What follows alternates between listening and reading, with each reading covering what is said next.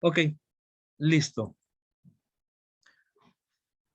Bien, muy buenas tardes tengan todos ustedes. Permítanme presentar. Mi nombre es Juan Miguel Juárez Martínez.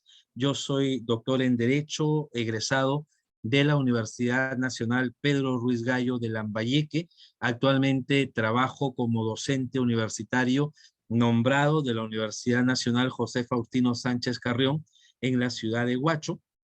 También como docente contratado en la Universidad Nacional de Barranca y en la Universidad de San Martín de Porres.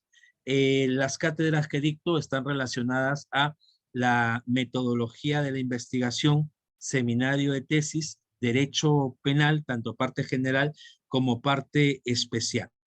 La demora se ha debido a que, bueno, por circunstancias eh, propias del cargo en la universidad, se había programado una reunión para el día de hoy y pues no podíamos dejar de asistir, ¿no? Entonces ya la he terminado y quiero poder compartir con ustedes algunas precisiones que por demás están dadas desde los inicios del tiempo del derecho penal. No considero que sea algo nuevo lo que vamos a tratar acá, pero creo que nos debe llevar a una reflexión acerca de lo que viene a ser el derecho penal, la manera como el individuo, el sujeto que comete el delito, va a hilvanar dentro primero de su intelecto, hilvanar y abrigar la idea de un delito para luego ejecutarlo. Y ahí estamos hablando del liter criminis, pero previamente a ello deben recordar ustedes que el derecho penal es una disciplina que busca tratar de orientar la conducta de las personas bajo un determinado esquema, bajo una determinada orientación. Y producto de esa orientación es que el derecho penal va a desplegar mecanismos tanto objetivos como subjetivos. El derecho penal objetivo me va a poner de frente a la ley penal y a la razón de ser de la ley penal que viene a ser la pena. La pena tiene por propósito la retribución por un lado, la prevención por otro y la resocialización. Entonces, producto de estos quehaceres, se van a tener que fijar pautas limitadoras a la intervención del Estado respecto de la acción del individuo, ¿no? Acción del individuo, además que va a estar regida por una serie de principios protectores. Y ahí hablaríamos del derecho penal subjetivo. Para entender la actuación del sujeto del derecho, habría que remitirnos luego a lo que es la teoría del delito, y un elemento adicional a la teoría del delito son justamente esos dos temas que se han escogido para dictarlo, ¿no? El tema del iter criminis y el tema de lo que viene a ser la participación criminal. Había compartido con el Instituto Magíster algunas diapositivas que las recibí yo también cuando llevaba el doctorado. Mi universidad tiene la suerte, la Pedro Ruiz Gallo, de haber firmado un convenio con la Universidad San Marcos, por ejemplo, y los docentes de San Marcos llegaban a nosotros a dictarnos, de varias universidades, sobre todo. Dentro de ellos tengo el grato recuerdo del, por ejemplo, del doctor Carlos Vázquez Boyer, ¿no? El doctor Carlos Vázquez Boyer nos regaló en sus disertaciones las diversas diapositivas que él había preparado, y creo que no es necesario reelaborar algo que está muy bien elaborado y que de pronto quiero compartir con ustedes, haciendo mención pues sobre todo a la fuente de investigar, a la fuente de la que nos estamos basando.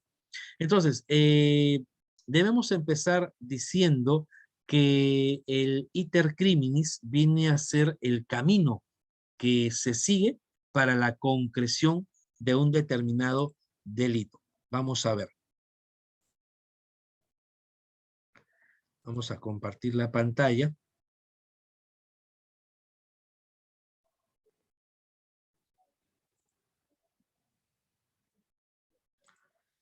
Ok, les decía, el doctor Vázquez Boyer nos decía, él es profesor de Derecho Penal y Procesal Penal de la Universidad Nacional de Trujillo, nos decía que las fases de realización del iter criminis tienen dos aspectos, o contemplan dos aspectos, la fase subjetiva y la fase objetiva. En la fase subjetiva, el sujeto va a idear, va a hacer nacer en su intelecto la comisión de un delito. Por ejemplo, uno puede decir, estoy inicio, estoy aguja, o popularmente ya estoy chihuahua, ¿no? Entonces, ¿qué debo hacer? ¿Qué voy a hacer para salir de este estado de falta de liquidez? Ah, pues entonces tengo que ir al lugar donde hay la liquidez. ¿Y dónde está la liquidez? En el banco. Entonces tengo que asaltar el banco, ¿no? Esa es la ideación. Y yo de pronto digo, pero si asalto el banco y suena la alarma o no logro terminar mi objetivo, voy a ser capturado. Y si soy capturado, voy a ser mandado a la cárcel. Y si soy mandado a la cárcel, voy a perder mi libertad. Y sin mi libertad no viviría. Al diablo, lo hago.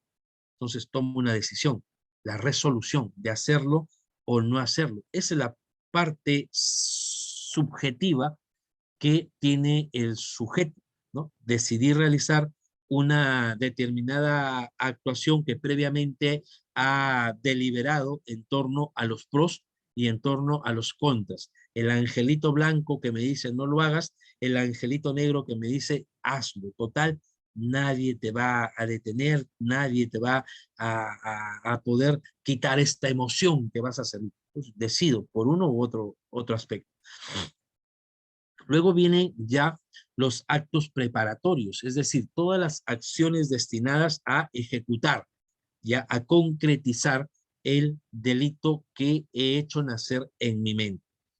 Actos preparatorios. Luego viene entre la consumación, el acto preparatorio y la consumación, viene la ejecución y la ejecución puede quedar inconclusa. Y en ese caso nos vamos a referir a la tentativa. Si lo que yo ideé, lo que yo preparé, lo que ejecuté, llegó o llega a ser consumado, pues entonces ya se habrá producido la configuración plena de esto, de este hecho social configurador de un delito y que nació en mi mente, ¿no es cierto? Y ahí tenemos, por lo tanto, el agotamiento. Ese es el iter criminis, ¿no? El camino que yo sigo para llegar a un determinado resultado querido por mi persona, ¿no? La pregunta que entonces se puede hacer es si esto también opera para todos los tipos de delito. Y de repente la respuesta inicial resulta siendo negativa. No es para todos los delitos. ¿Por qué? Porque en los delitos culposos, ¿no? El sujeto no se representa la realización previa del delito, no hay la fase subjetiva. Comete un hecho que es delictivo, pero lo comete sin haber realizado la ideación, deliberación, resolución. Porque si se demuestra que él fue con esa intención, hay un médico en algún año de nuestro país que termina amputando la pierna derecha cuando debía amputar la pierna izquierda. No se dio cuenta, no leyó la historia clínica. Él por el apuro termina amputando una pierna que no era. Pero si él hubiera salido de su casa, es decir, hoy día yo voy a cortarle la pierna a ese fascineroso porque no me paga, etcétera, o cualquiera sea su motivo, o porque le nace, ¿no? O porque quiere amputarle la pierna sin ningún propósito adicional, pues eso ya es una ideación, eso ya ha tenido una deliberación y eso ha tenido una resolución, parte subjetiva. Por lo tanto, sí estaríamos hablando de iter criminis. Como les digo, no en los delitos culposos, porque en los delitos culposos tiene que él actuar a través de la previsibilidad, ¿cierto? Algo que es previsto, pero que el sujeto no previó como resultado. Y la evitabilidad, tener la condición de procurar evitar cometer una determinada acción. El artículo 16 del Código Penal nos dice que en la tentativa el agente comienza la ejecución de un delito que decidió cometer sin consumar.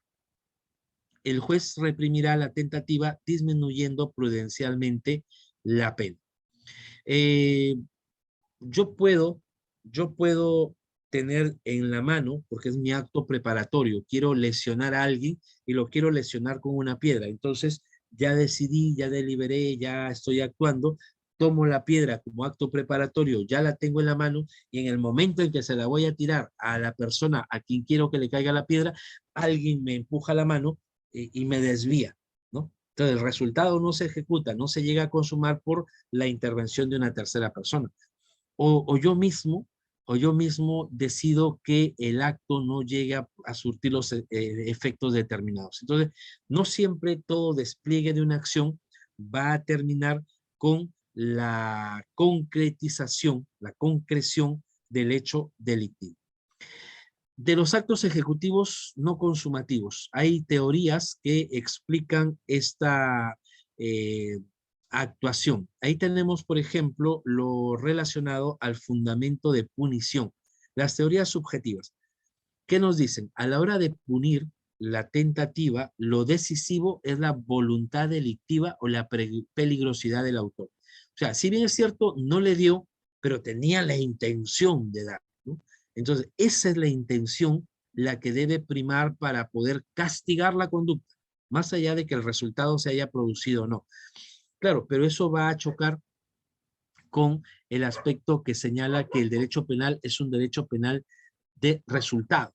Y además, en la norma tercera del título preliminar nos va a hablar que el derecho penal para su intervención requiere de la efectiva lesión o puesta en peligro del bien jurídico protegido. Entonces, si el delito que estamos analizando es un delito de resultado, es un delito de lesión, pues el peligro no tendría nada que ver, ¿no es cierto? Entonces, esas cuestiones son las que deben medituarse en su momento.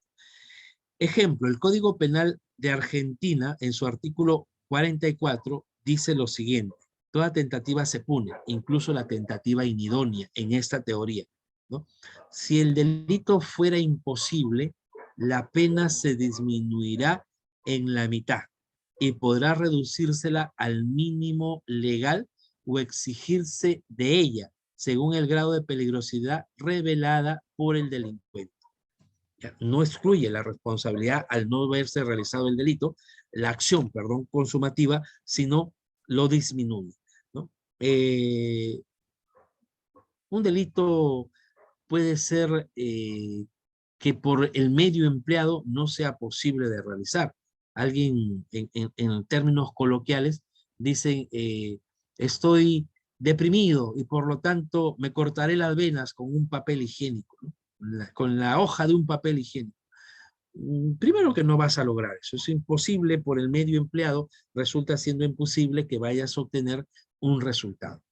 Voy a enviar a alguien al bosque porque quiero que le caiga un rayo, ¿no? Eso también resulta siendo imposible de determinar. Puede que le caiga el rayo, ¿no?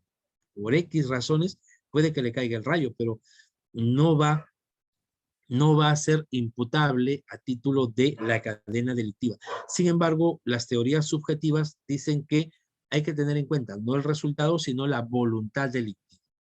Las teorías objetivas, en cambio, dicen que lo único que cuenta es el peligro o la lesión al bien jurídico protegido. Más allá de la intención, más allá de lo pretendido por el sujeto, lo que cuenta es que el bien jurídico ha sido puesto en peligro, concreto o abstracto, y que se ha producido una lesión.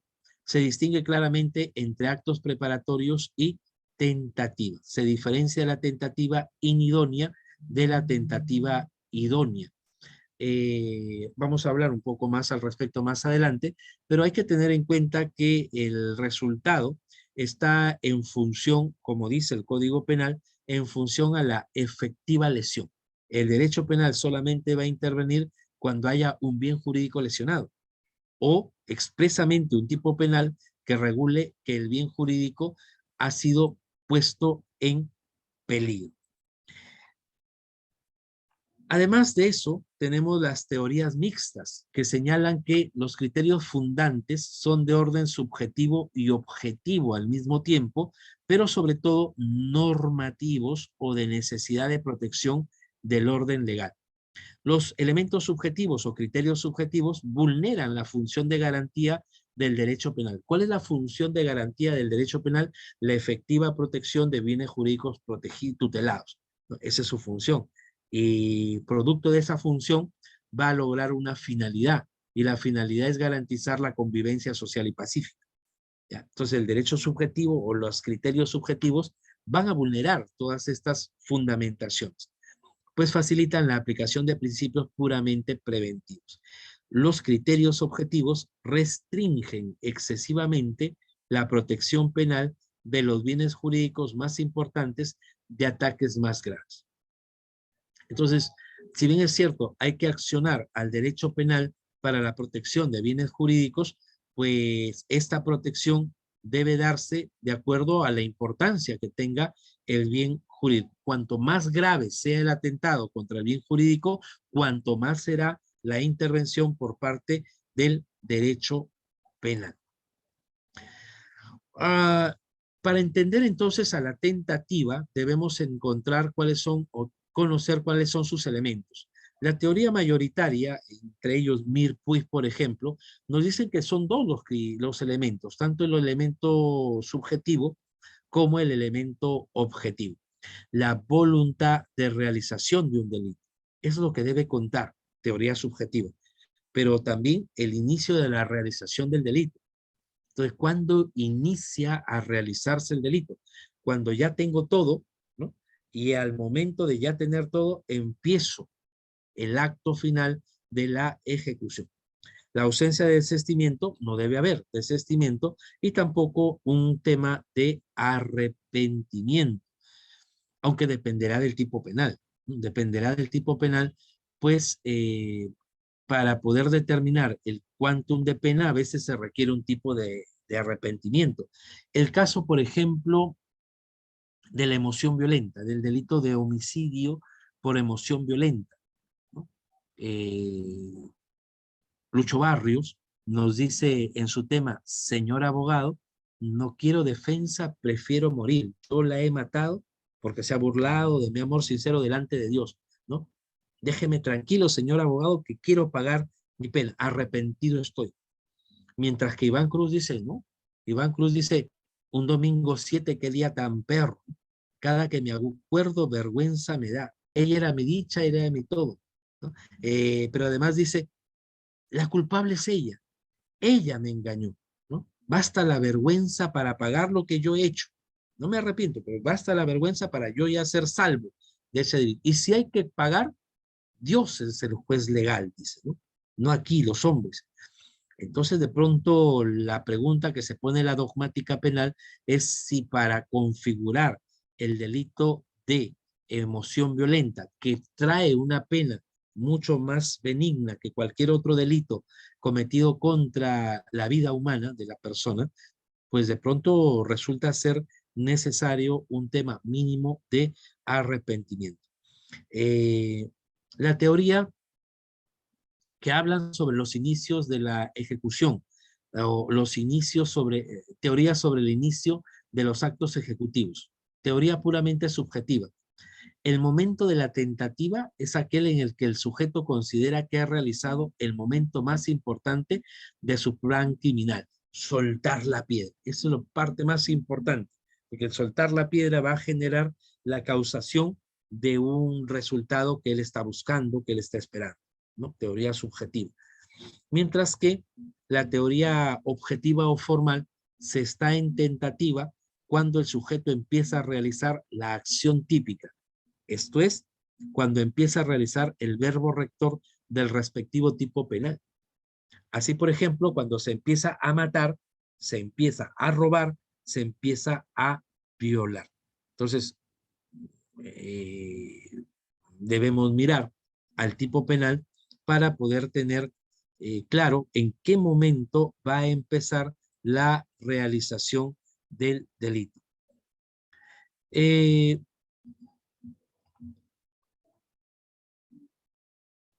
En ese delito hay una intervención, sí. En ese tipo de delitos debe ser evaluado el intervalo de tiempo en el que ocurre la situación que influenció la supuesta conducta. En el caso de la emoción violenta, claro. La doctrina es unánime al señalar que no debería pasar un lapso de tiempo, ¿no? Debería ser inmediatamente, en el plazo más corto. No puede darse el caso de que la persona, en los supuestos dados por Lucho Barrios e Iván Cruz, la persona llegue, encuentre a su amada o a su amado manteniendo un engaño, unas relaciones sexuales con otra persona y decir, uy, retirarse, ¿no? Retirarse, fumarse un cigarro y volver.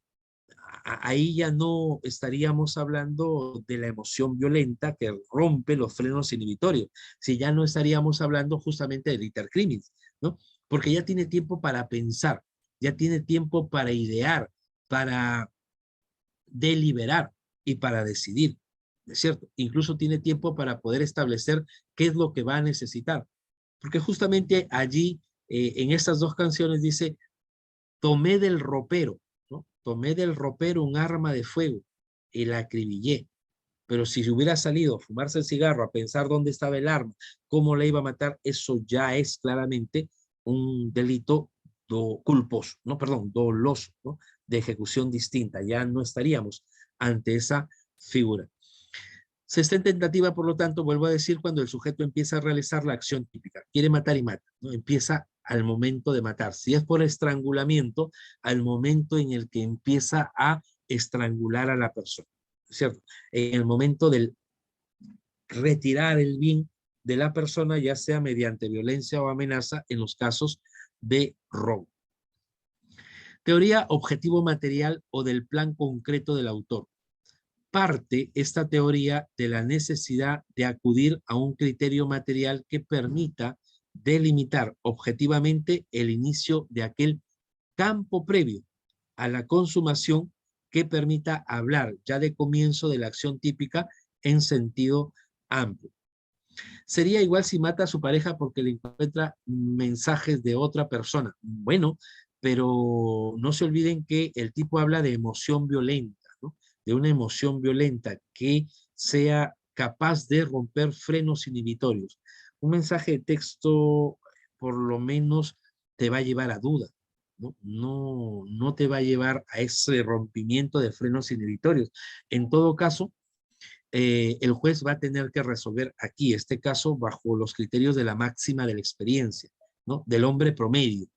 Un hombre promedio, el promedio de los hombres o de los ciudadanos, ¿harían lo mismo que hizo este sujeto? Si la respuesta es sí, entonces estaríamos hablando de una conducta socialmente tolerada, ¿no? Porque todos harían lo mismo. ¿Entienden? Entonces, creo que dependerá mucho del contexto social y de las máximas de la experiencia que el juez pueda determinar para su eh, encauzamiento bajo un tipo penal determinado.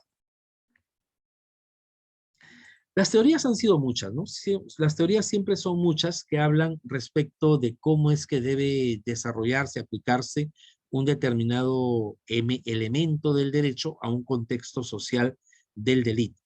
La doctrina alemana se ha ocupado de una tal concreción y ha llegado a las siguientes conclusiones.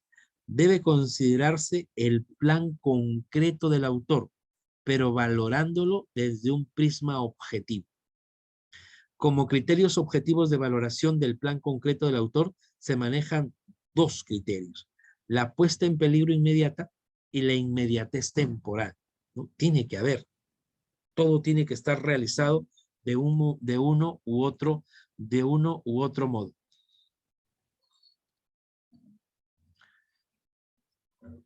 Sí, una pregunta acá, dice, doctor, ¿no cree usted que este tipo de delito es complicado en su análisis? Claro, ya que bajo una pericia psicológica se podría llegar a establecer tal vez que la persona, que el nublamiento por la que la persona pasa en este tipo de situación va más allá de unos minutos.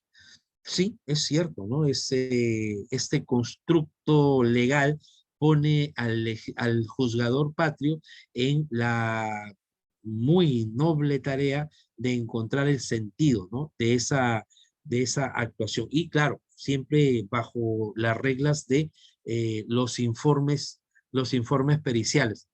Ahora, debemos saber que no hay informe pericial infalible, ¿no? Por eso es que a nivel de las reglas del proceso penal existen todo lo que se llama el debate pericial, ¿no? El Ministerio Público presenta como prueba a un perito, medio de prueba a un perito, yo puedo presentar a otro perito y ellos tendrán que enfrentarse, ¿no?, entre sí y darle una mejor iluminación al juez. El juez tomará la mejor de las propuestas de acuerdo a su libre entender, ¿no? Pero eso sí, es difícil, es muy difícil poder determinar estas conductas. Siempre nos van a llevar en todo caso a tratar de determinar lo que dicen acá los autores, al plan concreto, qué es lo que perseguía, qué es lo que buscaba el sujeto y sobre la base de ello poder realizar la conducta. Uno de los delitos que motivaron por primera vez mi participación como abogado de defensa libre fue un delito de homicidio o de muerte, diríamos, porque nosotros calificábamos como asesinato la conducta, el Ministerio Público lo calificaba como homicidio simple y así lo dio la sala. ¿Qué pasó? En algún momento, en algún lugar del norte del país, dos familias se encontraban enfrentadas. Las dos familias que se encontraban enfrentadas por problemas de tierra, ¿no?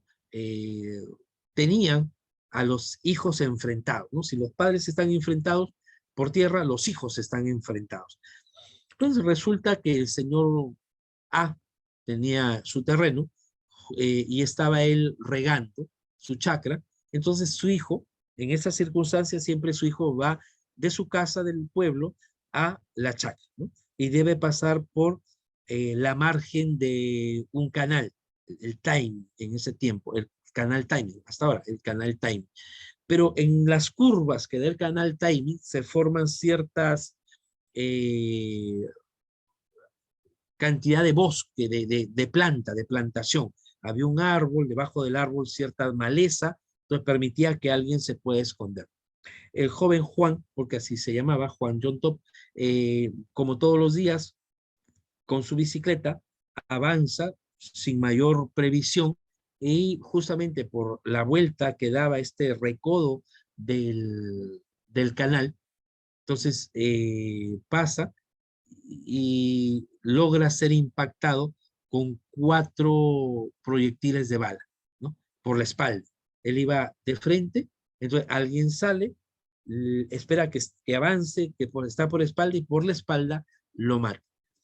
Eso nosotros lo considerábamos, y el Código Penal lo garantiza de esa manera, como un delito por alevosía, ¿no? Por ventaja, por mantener un éxito en la realización del delito.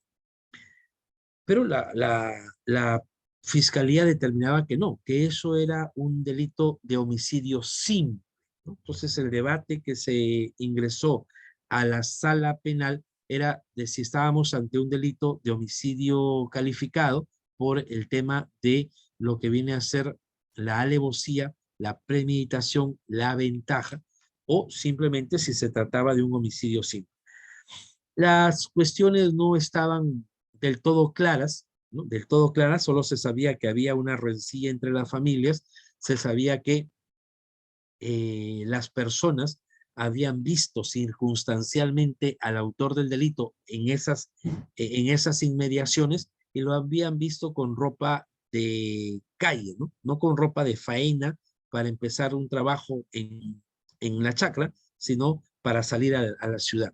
Ese es el contexto nada más, pero no hay ningún testigo directo, no hay las pruebas en la mano porque el tipo se desaparece por un par de años que es capturado, entonces no teníamos mucho de dónde determinar. Lo cierto es que estaba el cuerpo, 4 impactos de bala sobre la espalda, no había mayor movimiento respecto a alguna protección que pudo haberse puesto el procesado, etcétera, ¿no? No había rastros de que quería escapar, ¿no? Porque eso podría haber hecho, ¿no? O sea, se pone frente al sujeto y frente al sujeto le quiere disparar y el otro por irse, ¿no? De repente le gana la espalda a la otra persona y se va, se quiere ir y el otro le dispara. No había pasado nada de eso, no había esas marcas en el tema de la margen del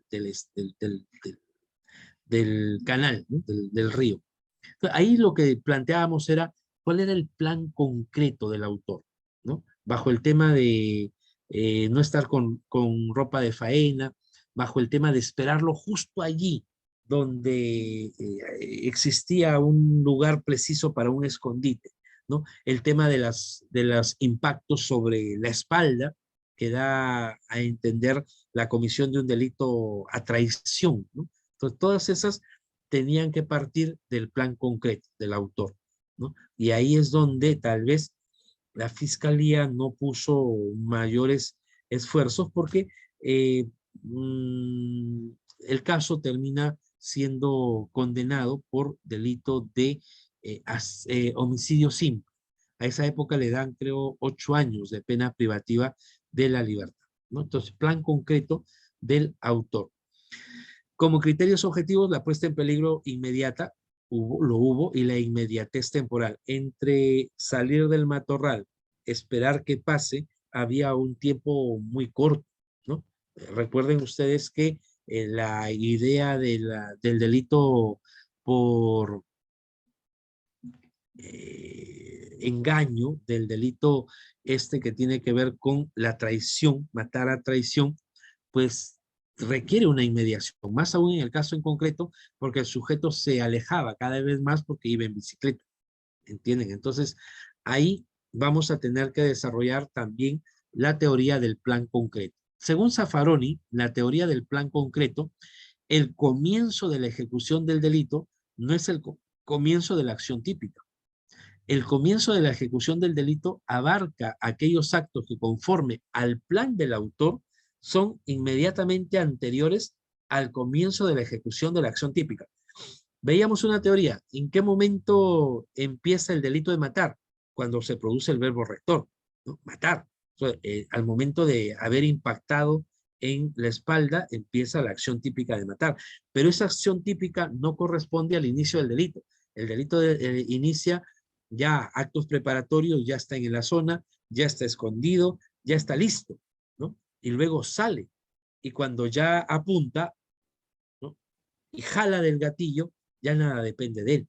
Entonces, ahí es donde podría determinarse esa diferenciación. Un acto parcial será inmediatamente anterior a la acción típica cuando entre este y la acción típica no haya otro acto parcial. O sea, no debe mediar, ¿no? La inmediatez de la que se habla es que un acto debe seguir a otro sin que hayan actos intermedios. Porque si hay actos intermedios y no logran ser imputados, no logran ser concomitantes al acto inmediatamente anterior, pues simplemente no se va a producir esta cadena del plan criminal. Para determinar si hay otro acto parcial intermedio, deberá tomarse en cuenta el plan concreto del autor y no lo que puede imaginar un observador ajeno, ¿no? Entonces, esta teoría, de acuerdo a Zaffaroni, es la más importante para poder dilucidar si podemos o no determinar como suya la realización de una conducta por parte del sujeto activo. ¿Qué es lo que quiso? ¿Qué es lo que buscó? ¿Qué es lo que planificó el sujeto para poder realizar la conducta delictiva? También señala, ¿no? Pessoa y el acto productor de la finalidad tiene como punto de partida el plan concreto del autor. Se complementa primero la observación sobre la estructura de la acción humana, el aspecto final, el fenómeno de la finalidad de la acción, ¿ya? La selección de medios para la obtención de la finalidad. Un ratito. Sí, ya fui. Sí, un rato. El plan concreto del autor es una perfecta armonía funcional de los tres aspectos de la acción. Segundo, en tercer lugar, la estructura del proceso de selección de medios para la obtención de la finalidad. Una estructura compleja y funcional. Actos que se viabilizan o posibilitan la finalidad. Si mi intención es matar y debo procurar hacerlo de la manera más efectiva posible, pues yo me voy a proveer de esos recursos, ¿no? Que vayan a viabilizar la comisión del delito. En este caso era un revólver, ¿no? Ahí también entramos en un debate en algún momento, porque la familia alegaba que el denunciado, el procesado, tenía un revólver, ¿no? Y por los impactos de bala se determinaban que era una pistola, ¿no? Es lo que decía alguna pericia. Pero si es una pistola, por lo general los casquillos quedan. No, no ocurre lo mismo con el revólver, porque los casquillos del revólver quedan en el tambor. Entonces, todo ese fue un debate que también tuvimos que elaborar para poder eh, traer un poco abajo la teoría de la parte acusada, de que finalmente no se determinaba cuál fue el medio productor de la comisión del delito, ¿no? Actos que determinan o producen la finalidad, actos de tentativa. Hay que hacer una diferenciación, lo que nos dicen los autores, ¿no? Una cosa es los actos preparatorios, todo lo que yo necesito hacer para la comisión del delito, y una vez que ya tengo todo listo, actos que tengan pues, por finalidad la ejecución propia del delito que puede terminar siendo un delito tentado, no producido, no consumado por diversas actuaciones que puedan haberse presentado. La tentativa entonces puede ser de esas tres, ¿no? La tentativa inacabada, la tentativa acabada, la tentativa inidónea. Medio absolutamente ineficaz, objeto material absolutamente impropio. ¿Cuándo estamos ante una de ellas? El sujeto empieza a realizar en la tentativa inacabada los actos ejecutivos necesarios para producir el resultado. Realiza todo. Llega, ya tiene el arma, la consigue, va al lugar, llega al lugar, se queda escondido, espera a que pase, ya lo ve que pasa. Todo eso forma parte de Suiter Criminis para producir el resultado. Pero por razones ajenas a su voluntad, no termina de realizarlos. Se ve obligado a no seguir realizándolos, ¿no? Por ejemplo, puede haber sido en ese momento justo de la acción a disparar, puede haberse dado cuenta que hay alguien que lo está observando, ¿no? Entonces se ve obligado, se ve compelido a dejar de actuar. En otro aspecto, vamos a ver, en este caso, la tentativa inacabada. Si son 3 golpes que hay que realizar para llegar a un resultado, el tercero justamente es el que no se produce o deja de producirse. Entonces, si eso es así, pues no vamos a tener un resultado. Pero si de pronto se realizan todos los pasos, se va a tener un resultado concreto. En la tentativa acabada, el sujeto inicia y termina de realizar todos los actos ejecutivos necesarios para producir el resultado, pero este no se produce debido a razones ajenas a su voluntad. Salgo, disparo y ninguno de mis disparos le da. Ninguno de los disparos le da. Entonces, ya no depende del sujeto que realiza la acción, sino, bueno, circunstancias. Alguien dirá mala puntería, alguien dirá su santito lo estuvo defendiendo bien, etcétera, ¿no? Entonces, se llama también delito frustrado. Se frustra el delito porque no hay una consumación, pese a haberse realizado todos los actos concernientes a su propia realización, ¿no? Tentativa acabada. Ahí se producen todos los resultados, todos los elementos previos, pero no se produce el resultado, ¿no? El resultado no va a producirse.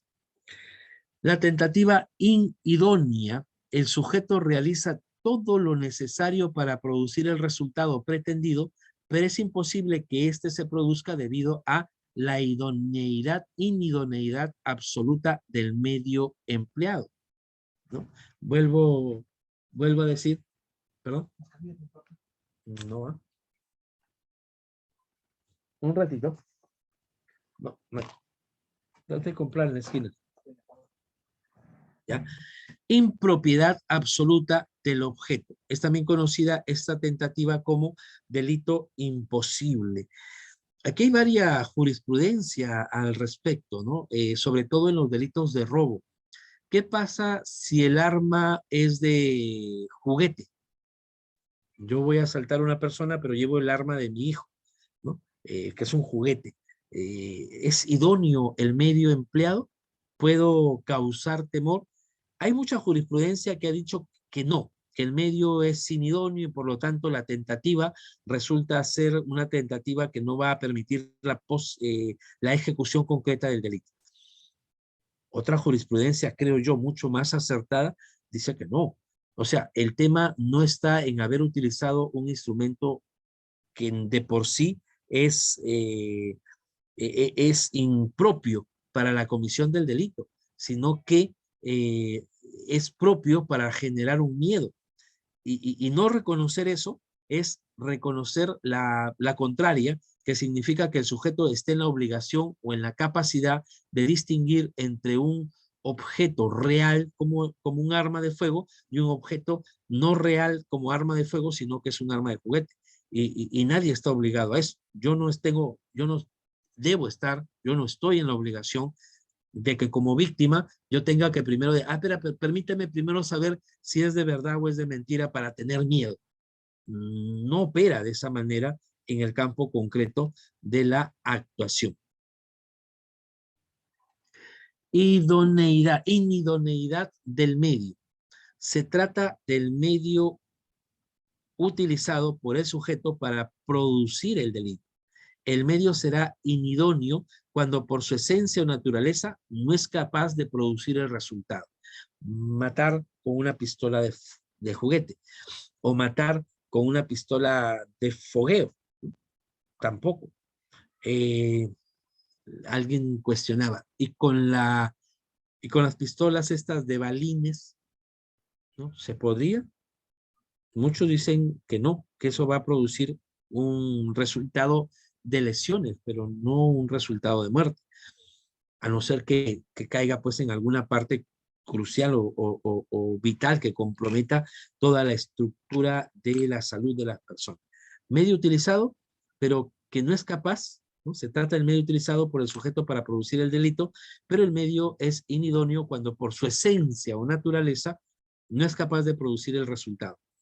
El chipote chillón del chapulín colorado, ¿qué tanto podrá producir una lesión? ¿No? Veíamos nosotros que le daban, Chapulín Colorado le daba a los bandidos, a los fascinerosos, y caían al suelo, ¿no? Pero en la realidad era un elemento de juguete, un plástico. Entonces, eso no califica. Inidoneidad del objeto. No es objeto, es decir, no es medio que utiliza el sujeto. Se trata de inidoneidad por absoluta impropiedad del objeto material del delito como elemento del tipo penal objetivo. Previamente a continuar, dice, en el caso del policía cuando utilizó, creo, si no me equivoco, este tipo de armas para reprimir y se produjo una muerte, sería un elemento inidóneo. No conozco el caso en concreto, pero el policía que utiliza su arma de fuego para reprimir, a ver, el caso de la policía cuando utilizó, si no me equivoco, este tipo de armas de fogueo, podrá ser, para reprimir y se produjo una muerte. No, pues si el arma corresponde, la huelga que hizo, el caso de Merino. Mm, bueno, pero allí la policía fue autorizada, ¿no? Fue autorizada para el uso de armamento. En el caso, por ejemplo, de la último paro, no fueron de juguetes, no son de esas armas de goma, ¿no? De todas maneras, pero no son idóneas para producir el resultado muerte. Por eso es que eso está en materia de una investigación. La impropiedad absoluta puede ser fáctica o jurídica. Ejemplo, maniobras abortivas sin estar gestando. O sea, es imposible causar un aborto a una persona que no está embarazada. No se va a producir el resultado. Consentimiento del propietario para que se lleven sus cosas. No es un hurto, ¿no? Porque el hurto tiene por finalidad llevarse una cosa a escondidas, a hurtadillas, ¿no? A escondidas del propietario. Entonces, ahí tenemos los casos en los que vamos a hablar de la inidoneidad. Absoluta y relativa ineficacia e impropiedad. Por interpretación restrictiva de la ley penal, se descarta la relativa inidoneidad. No es punible solo la absoluta inidoneidad. No lo es, sino solo la relativa. Hay circunstancias en las que la propia norma va a señalarnos cuándo se va a producir un resultado dañoso y cuándo no. Ya es un criterio de política criminal, ¿no? Es un criterio de política criminal por el cual, por ejemplo, en el delito de lesiones, el legislador patrio ha establecido parámetros, ¿no? De 20 días a más lesiones graves, hasta 10 días lesiones leves, menos de 10 días no son delitos, sino son faltas. Esos criterios, pues de pronto resultan necesarios para poder establecer la intervención o no del derecho penal en general. Por acá nos ayudan con las intervenciones. Dos consultas para su opinión durante la clase a 3 problemas de la tentativa. ¿Es correcto que se acepte la tentativa en el homicidio por dolo eventual? En el dolo eventual, yo produzco un resultado que esperé no cometer, ¿no es cierto? Yo preveo la realización de un hecho, de un evento, que en el transcurso de la ejecución mm, eh, voy a evitar, voy a pensar que voy a evitar. Estoy haciendo una carrera de piques, ¿no? En una carrera de piques, yo me represento que alguien puede pasarse. Primero determino que no, es raro que a esta hora alguien pase, nadie pasa. Pero si pasara, como yo soy meteoro, puedo saltar y puedo evitarlo. Yo voy a evitar darle lo que en fútbol se llamaría un dribbling, ¿no? Voy a dar un dribbling para poder evitar la conducta. Entonces, en ese caso, se podría aceptar la tentativa. Primero tendríamos que saber si estamos realmente ante un caso de homicidio por dolo eventual. Si en el dolo eventual he producido un resultado que quise o que supuse haber evitado, pues se podría cometer. La dogmática está allí a favor de que sí, podría quedar en un delito tentado. ¿Es posible la tentativa en un parricidio por comisión por omisión? Primero, el tema del parricidio es bastante complejo, ¿no? Para poder determinarlo, primero hay que establecer las condiciones propias del parricidio. Hacer mediante un no hacer, no prestar el socorro necesario a una persona que lo requiere para llevar a cabo el delito. Es el caso del anciano, del abuelo, ¿no? El caso del abuelo que le retira la mascarilla para que éste pueda morir. Y justo entra la enfermera y le reinstala la mascarilla. En ese caso, el delito no se logró realizar porque fue una tercera persona la que evitó la comisión del delito. Cuando un hijo deja de alimentar a su madre, pero un vecino logra intervenir y dar aviso a la policía y la salvan, pero no hay propiamente un delito de parricidio, ¿no? Porque mmm, llegar a la muerte tras una falta de ingesta de alimentos es un proceso un poco largo, ¿no? Yo creo que más hablaríamos ahí de la salud, causa una salud grave a su integridad física o a su salud. Pero si logra ser encuadrado dentro del delito de parricidio, pues la intervención del tercero evita la comisión de la figura delictiva. Si una persona que quiere matar a otro realiza el disparo, pero falla y luego desiste de seguir disparando, estamos ante una tentativa, pero hemos visto, ¿no? Que en este caso el sujeto ya no está en sus manos la realización del delito, ¿no? Digamos que en el caso de Juan John Top, el sujeto tenía un revólver, ¿no? En el caso, los testigos referenciales señalan que escucharon hasta 6 disparos. Si estamos hablando de 6 disparos, pues era un revólver. Había, había, había vaciado toda la carga, todo el tambor. Entonces ya no tenía más posibilidad. ¿No es cierto? Imaginemos que no le haya dado. El sujeto pasivo pudo haber escapado. ¿Se trata realmente de un desistimiento? Puede ser que ya no haya tenido los medios necesarios, ¿no? Pero recordemos cuando estamos ante una tentativa acabada. Tentativa acabada, el sujeto inicia y termina de realizar todos los actos ejecutivos necesarios para producir el resultado, pero el resultado no se produce por razones ajenas a la voluntad. No le dio, ¿no? No le dio, pero ya disparó. El hecho de que después se haya desistido, el desistimiento conlleva a la tentativa. Ya tenemos una tentativa acabada para empezar, ¿no? Yo creo que eso es más que suficiente para poder ya tramitar el caso como corresponde. ¿Qué más dicen por acá? Estamos ante tentativa de los medicamentos, la falta de ellos. Cuando sí, pues, pero como les digo, la falta de alimentos, inanición, la falta de medicamentos va a producir un deterioro en el estado de salud de las personas. Entonces, volvemos al tema del plan criminal. Si retirar los alimentos, si no prodigar los alimentos, si no dar las pastillas, forman parte del plan criminal para llegar a un resultado muerte y ese resultado muerte no se llega a producir por intervención de terceros, pese a que él está ejecutando todo, ¿no es cierto? Tendríamos que hablar definitivamente de que hay una tentativa. Ahora, ¿qué tipo de tentativa? En la tentativa acabada ya hemos visto, se realizan todos los pasos, pero no se logra el tema de la ejecución por acciones ajenas a la voluntad. En la tentativa inacabada, el sujeto empieza a realizar los actos ejecutivos necesarios para producir el resultado, pero por razones ajenas a su voluntad, no termina de realizarlos. Se ve obligado a no seguir realizándolos. El vecino llegó y tomó conocimiento. Es posible, ¿no? Es posible.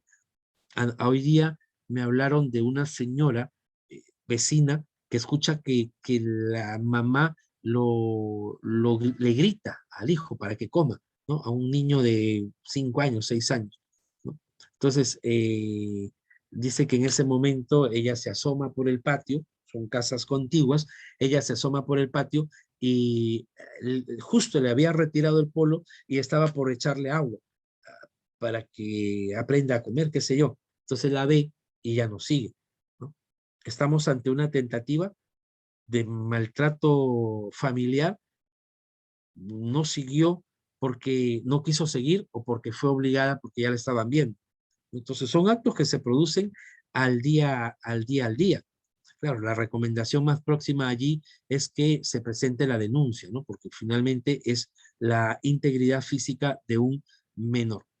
La tentativa es inidónea, es auténtica hipótesis de error de tipo al revés. Yo voy a tener que desarrollar las teorías del error para entender cuándo es que estoy ante la configuración de un elemento, ¿no? Error de tipo en el golpe, error de tipo en la persona. Yo quiero matar a A, pero termino matando a B, ¿no es cierto? La diferencia con el delito putativo es aquel que no se puede conseguir. El sujeto realiza una conducta que cree prohibida, pero que es realmente lícita. Actos homosexuales, adulterio, etc. Equivale a un error de prohibición también al revés. Eh, Aquí tiene un tema bastante interesante, el desistimiento. Se presenta cuando el sujeto voluntariamente decide no continuar con seguir realizando los actos ejecutivos del delito. No hablamos ya de la tentativa, sino del desistimiento. Si el sujeto ya desplegó los actos propios de la ejecución y el resultado se debe producir sin que él maneje el curso de los hechos y el resultado no se produce, no es un desistimiento, ¿no? El ejemplo creo que va por ahí. Disparo, como no le di, dejé de dispararle. ¿Tenía la posibilidad de seguir disparando? Sí, entonces ya no lo hiciste, no. En ese aspecto te deshiciste, pero ya hubo el despliegue de toda una conducta anterior que puede ser castigada a título de tentativa. El artículo 18 del Código Penal dice, si el agente desiste voluntariamente de proseguir los actos de ejecución del delito. Y ahí pues vamos, si disparo y luego desisto de matarlo y lo llevo al hospital y evita la producción de la muerte, pero ya le disparaste, ¿cierto? Entonces ya has ejecutado todos los actos, el resultado se produce, pero por un resultado de que causa la tentativa. Tendrá que ser procesado por tentativa, ¿no? De hecho. Arrepentimiento se presenta cuando el sujeto ha realizado todos los actos ejecutivos necesarios para producir el resultado, pero este no se produce por la voluntaria intervención del mismo sujeto o de un tercero a su instancia, o impide que se produzca el resultado. Ello importa que el hecho pretendido por el sujeto no se llegue a producir por su propia y voluntaria decisión. Es irrelevante el denodado esfuerzo infructuoso si el resultado pretendido se llega a realizar. El impedimento del resultado puede ser obra personal del sujeto activo o lograrlo a través de un tercero. La no punición del desistimiento del arrepentimiento. En la doctrina y en la legislación nacional se consagra la impunidad de aquel que se desiste o se arrepiente. La ilicitud del hecho se retorna a una licitud. Sin embargo, no se producirá la consumación del delito, pero se debe castigar por el delito que sí se hubiera producido. Por ejemplo, el de lesiones. No lo maté, pero lo lesioné. Entonces las lesiones no podrían quedar de por sí impunes. El Estado solo deja de punir cuando la voluntariedad puesta de manifiesto se asienta en la base ética moral que le da la convicción de que lo que estaba haciendo no debió haberse hecho. Si la voluntariedad se asienta en otras razones, estaremos ante una tentativa inacabada, ¿no? O sea, la convicción del sujeto, no es correcto que yo haga esto, por lo tanto no debo hacerlo o no debo continuar a hacerlo. Lo contrario lo lleva al establecimiento de una conducta distinta. La regla falta la tentativa en las faltas. La regla es que en este tipo de infracciones la tentativa no es punible, excepto cuando se trata de faltas contra la persona, lesión, por ejemplo, y faltas contra el patrimonio, hurto y daño. Si desde ya la falta es una infracción penal de poco reproche, mucho menor será el reproche de la tentativa de la falta. El legislador redacta una acción sin resultado físico, material, hecho que no significa que no haya un desvalor del resultado. El delito se consuma cuando se produce la actividad. Se trata de proteger los bienes jurídicos inmateriales. Recuerden ustedes que en la conformación del hecho delictivo vamos a encontrarnos al disvalor de la acción frente al disvalor del resultado. En ese interín se va a producir el despliegue de todos los actos tendientes a la consecución del delito. Bueno, hay muchos aspectos más que hay que tratar. Sin embargo, hay que mirar dos aspectos importantes. Primero, el tema del plan criminal del autor, cuál fue realmente lo perseguido por el autor y después cuál es el resultado obtenido. Si el resultado obtenido se evitó por una razón propia de la intervención de un tercero, tentativa inacabada. Si no se realizó el resultado, pese a que ya se desplegaron todos los elementos propios de la ejecución, pues estamos ante una tentativa acabada. Ya luego el medio empleado hará que el delito sea inidóneamente posible de realizar o de imposibilidad para realización. ¿Ok? Entonces, yo creo que al final mucho va a depender de la forma como el legislador patrio nos presente la redacción de un tipo penal, ¿no? Porque una redacción que no dé cabida a una interpretación en el sentido de si se ejecuta o no se ejecuta el acto es muy complicada, ¿no? De poder determinarlo a través de el desarrollo dogmático más allá de las diversas teorías que puedan existir. Bien, ya son las 7:30 y solamente hemos abordado una sola tentativa. No, estoy acabando en unos minutos. Eh, yo sé que hay mucho por tratar, sé que habíamos comprometido el espacio desde las 6 de la tarde, pero sin embargo, algo que ya escapó un poco a mi compromiso con el Instituto Magíster es que el día de mañana es cumpleaños de mi hijo de 7 años y de pronto decidimos de un momento a otro hacerle un compartir con sus amigos y me están esperando para eso. Yo comprometo mi asistencia con ustedes en la siguiente clase, tratar de ser muy breve para poder completar la otra parte que falta y si hay preguntas hoy día las responderé a través de Magíster con respecto también a lo que viene a ser la teoría de la participación criminal.